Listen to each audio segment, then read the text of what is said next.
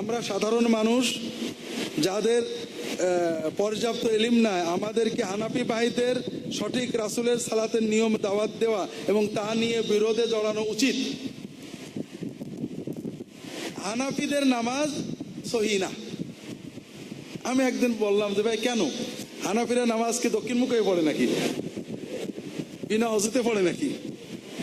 নামাজ সহি নামাজ আল্লাহু আকবার বলে হানাফিরা কি অন্য কোনো কিছু বলে পড়ে নাকি? কতটুকু গায়ের সহি? আর যেটা আমি গায়ের সহি পড়ছি এটা কি তাদের কোনোই দলিল নেই।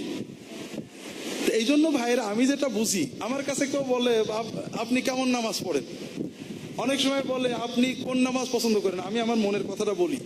একজন মানুষের নামাজের রুহানিয়ত, সে দোয়া পড়ে, ছানাগুলো বিভিন্ন ছানা পড়ে, সেজদায় আল্লাহর সাথে কথা বলে, রুকু সেজদাগুলো সুন্দর করে করে, তার নামাজের মনোযোগ, নামাজের বেলায়াত এটা বাড়ছে, এটা আমার ভালো লাগে। এখন সে এই যে 8-10টা একতালিমে মাসালে রফাদায়ন করে কি করে না, এটা নিয়ে আমার খুব একটাই হয় না। আমাকে অনেকে হ্যান্ডশেক করে এক হাতে, আমার মোটেও কষ্ট লাগে না। অনেকে 2 হাতে, আমার মোটেও কষ্ট লাগে না। কারণ মুসাফার ক্ষেত্রে 1 হাত 2 হাত বলা নেই, কাজে 1 হাতে করলে ইনশাল্লাহ আদায় হবে। আবার তবে ইন্দের যুগে 2 হাতে মুসাফা, এটা হাদিস বুখারীতে আসছে। কাজে 2 হাতে করলে কেউ খারাপ হয়ে যাবে এটা আমি মনে করি না, আর 1 হাতে করলে কেউ খারাপ হয়ে যায় এটা আমার বিশ্বাস লাগে না।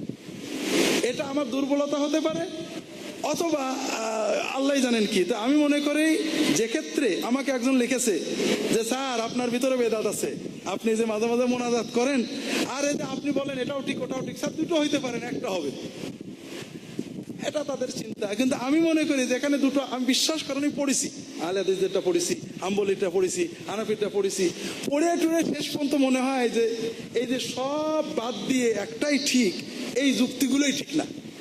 হাদিস সহি, আমি বলবো যে আমি এই হাদিস আমল করি, সে ওই হাদিস আমল করে, ব্যাস মিটে গেল। আমি পড়েছি ভাই, বিশ্বাস করেন, কিন্তু হাদিসের সনদ বিচার পর্যন্ত আমি থাকতে চাই। এরপরে দুটো হাদিসই সহি, এই হাদিসটা এই যুক্তিতে এটা মানা যাবে না, এই বিষয়গুলোই আমাদেরকে খারাপ জায়গায় নিয়ে যায়। এটা না করে আমরা হাদিসের মতো উদার হই। যে ব্যাপারে দুটো হাদিস আছে, আলহামদুলিল্লাহ আমি এটা পালন করছি, ওটা পালন করছে, আমার কাছে বিভিন্ন যুক্তিতে এটা উত্তম মনে হয়েছে, ওর কাছে বিভিন্ন যুক্তিতে ওইটা উত্তম মনে হয়েছে। সবাই আমার বুঝবে, এটা কেন চিন্তা করব? আমাদের সমস্যা কি? আমি যেটা সহি বুঝি ওইটা আপনার বুঝতে হবে, না হলে আপনি সহি হাদিস মানেন না। কিন্তু আপনার ছাড়া আমার বুঝতে আলাদা হইতে পারে। ইবনে বাজের সাথে আলবানি যদি বুঝ ভিন্ন হইতে পারে, আপনার সাথে আমার হলে সমস্যা কি?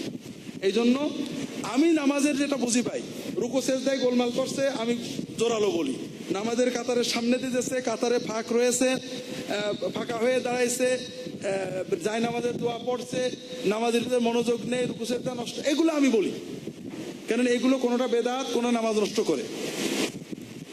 আর যেগুলো ইখতিলাফি, দুটো হাদিস আছে, এগুলো কি? প্রথমে হাত বুকে না নাভিতে, এটা তো নামাজের প্রথম, আল্লাহু আকবার, এখানে কোনো মতভেদ নেই। প্রথম ঝগড়া হলো না হাত বাঁধা নিয়ে। দ্বিতীয় ঝগড়া হলো রুকুতে যাওয়ার সময় রফাদাইন করবো কিনা। তৃতীয় ঝগড়া ঠিক ওই রফাদাইনের কয়েকটা পর্যায়ে, রুকুতে যাওয়ার সময় হাত আগে দেবো না হাঁটু আগে দেবো, ঠিক না? চতুর্থ ঝগড়া দ্বিতীয় সেজদা থেকে উঠে বসবো কিনা। আর কই ঝগড়া তো বুঝে পাচ্ছি না। এরপরে কোনটি?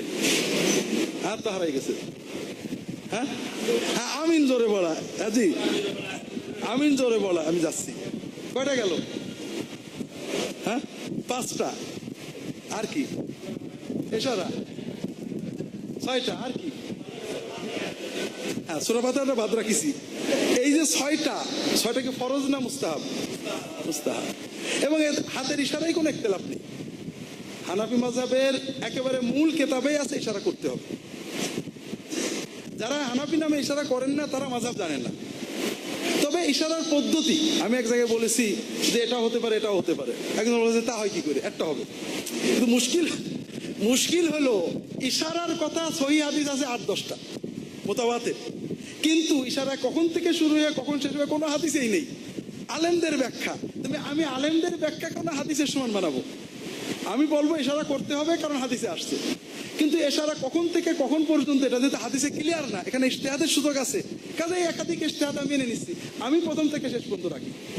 কিন্তু কেউ যদি আশহাদু আল্লাহ ইলাহা ইল্লাল্লাহ ওয়া আশহাদু আন্না মুহাম্মাদান নামিয়ে নেয় অথবা 2-3 বার ওঠাই, তা আমার সমস্যাটা কি? সে তো হাদিস তো মানছে। হাদিস মানার পদ্ধতিটা হাদিসে স্পষ্ট না থাকার কারণে ইজতিহাদের সুযোগ এসে গেছে। কথা বুঝতে পেরেছেন? তো এই জন্য তাহলে ঝগড়া গেল 5টা না 6টা। বিশ্বাস করেন এই ঝগড়াগুলো সব মুস্তাহাব। হাত না বাঁধে ঝুলিয়ে রাখলেও নামাজ হবে, আমিন মোটে না বললেও নামাজ হবে, ঠিক না? রফাদাইনটা না করলে নামাজ হবে না কেউ বলেননি। যারা একাধিকবার রফাদাইন বলেছেন তারাও বলেছেন এটা মুস্তাহাব, এবং হাদিস তাই বলে, কোনো তাকিদ নেই, ইনকার নেই। এরপরে এই যে সেজদায় যাওয়ার সময় আগে হাত না হাঁটু, আমাদের সৌদি উলামায়ে কেরাম আগে হাত রাখাটাকে প্রাধান্য দেন, আগে হাঁটু রাখাকে। সৌদি আরবের একজন খুব বড় শেখ সালেহ আল শেখ মন্ত্রী ছিলেন, ধর্মমন্ত্রী, আমাদের বড় ভাই পর্যায়ের, উস্তাদও ঠিক না, আমি দেখছি বসছি একসাথে অনেক। উনি আবু দাউদের ব্যাখ্যায় ওনার সামেলাতে পাওয়া যায়, উনি বলছেন তৃতীয় আর একটা পদ্ধতি আছে, সেটা হলো মাথা আগে দেওয়া। ইয়ার কি মেরে বলেছেন আর কি। এই হাদিসটা প্রথমে বলা আছে তোমরা উটের মতো বসো না। উট কিভাবে বসে? যারা আরব দেশের সৌদি আলেমরা বলেন উট আগে হাত দেয় তারপরে হাঁটু দেয়। তাহলে প্রথমে বোঝা গেল আগে হাঁটু দিতে বলা হলো, কিন্তু পরে যে বলছে আগে হাত দাও পরে হাঁটু দাও। তো এই হাদিসের প্রথম বাক্যের সাথে দ্বিতীয় বাক্যের কন্ট্রাডিকশন আছে। এই কন্ট্রাডিকশনের ব্যাখ্যায় নানানজন নানান কথা বলেছেন। যে সর্ব অবস্থায় যেহেতু আগে মাথা দেওয়া সম্ভব না, আগে হাতই দেন আর হাঁটুই দেন, নামাজ সমান সহি হয়ে যাবে। জালসাতুল ইস্তেরা অর্থাৎ প্রথম রাকাত, দ্বিতীয় রাকাতে এবং চতুর্থ রাকাতে ওঠার সময় বসা, এটা সহি হাদিস আছে। আবার না বসে ওঠা সরাসরি, এটাও সহি আছে। উলামাদের সমন্বয়ে ইখতিলাফ আছে। সৌদি আলেমরা ইবনে বাজ, বিশেষ করে ইবনে জিবরিল, আমি ওনার কাছে পড়ছি কিছু, উনি এটা লম্বা মাকালা লিখেছেন। তাদের অধিকাংশই এটা মায়লান যে রাসূলুল্লাহ সাল্লাল্লাহু আলাইহি ওয়াসাল্লাম বার্ধক্যের অবস্থায় এটা করতেন, অর্থাৎ একটু বসে তারপর উঠতেন। কাজেই যাদের ওজর নেই তাদের সরাসরি উঠলেই ভালো। আবার অনেক মুহাদ্দিস বলছেন না, বসেই উঠতে হবে। সর্বাবস্থা এটা মুস্তাহাব। এশারা বললাম, তাহলে আর তো আমার আপনারা দেখেন আর খুঁজে পান কিনা। না, আমি মূল নামাজের ভিতরে যাইনি এখনো। মূল নামাজের ভিতরে এখন থাকলো সূরা ফাতিহা পড়ার কথা। জি জি, তাওয়াররুক, হ্যাঁ তাওয়াররুকটা আছে, তাওয়াররুকটা আছে। তাওয়াররুক এটাই হলো সর্বশেষ ইখতিলাফ। তাওয়াররুক সহিহ হাদিস, তাওয়াররুক সহিহ হাদিস। যারা তাওয়াররুক করেন না তারা উমুমিয়াতের উপরে বসেন, তাই কিন্তু বিনা তাওয়াররুকে নামাজ নষ্ট হবে এটা তো কিছু নেই। সব মিলিয়ে এই মশলাগুলো হলো ইখতিলাফ, যেটা নিয়ে আমরা প্রচন্ড গোলমাল মারামারি করছি। এই জন্য আমার কথা হলো যে সহিহ হাদিস পালনে কোনো দোষ নেই, সহিহ হাদিসকে সহিভাবে পালন করতে হবে। আপনি যদি মনে করেন এটা সহিহ মুতমাইনুন, আপনি পালন করেন। অন্যকে দাওয়াত দেওয়ার সময় দেখেন যে রাসূলুল্লাহ সাল্লাল্লাহু আলাইহি ওয়াসাল্লাম এক্ষেত্রে কোনো আপত্তি করতেন কিনা, বা এটাকে সহিহ হাদিসে কতটুকু গুরুত্ব দেওয়া হয়েছে। আপনি বলতে পারেন যে এই তাওয়াররুকের হাদিস সহিহ, আপনি করেন, দোষ নেই, কিন্তু না করলে নামাজ হবে না, নবীর নামাজ হলো না, সল্লু কামা রাআইতুমুনি উসাল্লি হলো না, এটা বলেন না। কারণ রাসূলুল্লাহ সাল্লাল্লাহু আলাইহি ওয়াসাল্লাম নামাজের ভিতরে আরো অনেক কাজ করেছেন, আমরা কেউই করি না। যেমন নামাজের ভিতরে রুকুতে অনেক সময় থাকতেন, মনে হতো যে উনি দাঁড়ানোর কথা ভুলে গেছেন। আমরা থাকি নাকি? তাই আমার নামাজ হচ্ছে না। কথা বুঝেছেন? সহিহ হাদিসে আসছে, একটা আপনাদের উদাহরণ দিই। সহিহ হাদিসে আসছে যে রুকু এবং সিজদা যে সুবহান রাব্বিয়াল আযীম, সুবহান রাব্বিয়াল আলা অন্তত 3 বার বলবে, আছে না? আবার সহিহ হাদিসে আসছে রুকুতে যে সিজদায় যে রাসূলুল্লাহ সাল্লাল্লাহু আলাইহি ওয়াসাল্লাম সুবহানাকা আল্লাহুম্মা রাব্বানা ওয়া বিহামদিকা রাব্বিগফিরলি পড়। সহিহ না? সমন্বয় দেবেন কিভাবে?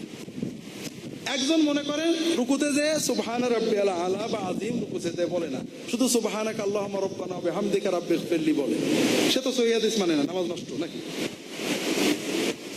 কারণ ওই হাদিসটা সহিহ তো। আবার একজন ওইটা মানে আরগুলো করে না, নামাজ হবে না। আবার সমন্বয় দেখেন, নামাজের সালাম ফিরানোর পরে তাকবীরের কথা হাদিসে আসছে, আছে না? আব্দুল্লাহ ইবনে আব্বাস বলছেন যে আমরা মসজিদের বাইরে ছেলেপেলে খেলা করতাম, নামাজ শেষ হয়েছে কিভাবে বুঝতাম? আল্লাহু আকবার বলা ঠিক না? এটা সহিহ হাদিস। আবার রাসূলুল্লাহ সাল্লাল্লাহু আলাইহি ওয়াসাল্লাম নামাজের পরে সালাম ফিরিয়ে আস্তাগফিরুল্লাহ 3 বার বলতেন, সহিহ হাদিস না? এখন সমন্বয় করবেন, আগে আল্লাহ করে বলবেন না আগে আস্তাগফিরুল্লাহ বলবেন। সৌদি আরবের আলেমরা বলেন যে আগে আস্তাগফিরুল্লাহ, কারণ কোন হাদিসে নেই সালামের পরেই আল্লাহু আকবার বলতেন, সালামের পরে বলতেন, পরেই বলতেন না। কাজে আগে আস্তাগফিরুল্লাহ হবে, আল্লাহুম্মা আনতাস সালাম হবে, এরপরে তাকবীর তাহলিল হবে। আবার আমাদের দেশের অনেক আলেম বলেন প্রথমে একবার আল্লাহু আকবার হবে। আপনি কাকে হাদিস বিরোধী বলবেন বলেন? কাজেই এইসব ক্ষেত্রে আপনারা যারা মুকাল্লিদ ভালো করে বোঝেন, এটা সৌদি আলেমরা আমাদের শেখাতেন, একজন মুকাল্লিদের উচিত নয় আর একজন মুকাল্লিদের ইনকার করা। যিনি সহিহ হাদিস মানছেন তিনি মুকাল্লিদ, কারণ তিনি নিজে হাদিস বোঝেন না, একজন আলেমের কথা শুনে সহিহ মনে করছেন। কাজেই এক মুকাল্লিদ আলবানির মুকাল্লিদের উচিত নয় ডক্টর গালেবের মুকাল্লিদের ইনকার করা, আব্দুল্লাহ জাহাঙ্গীরের মুকাল্লিদের উচিত নয় কাজী ইব্রাহিমের মুকাল্লিদের ইনকার করা। ঠিক ইমাম বুখারীর মুকাল্লিদের উচিত নয় ইমাম আবু হানিফার মুকাল্লিদের ইনকার করা, কারণ উভয়ে তাকলিদের পর্যায়ে আছে। তবে যদি শিরিক বেদাত কুফর হয় এটা ভিন্ন।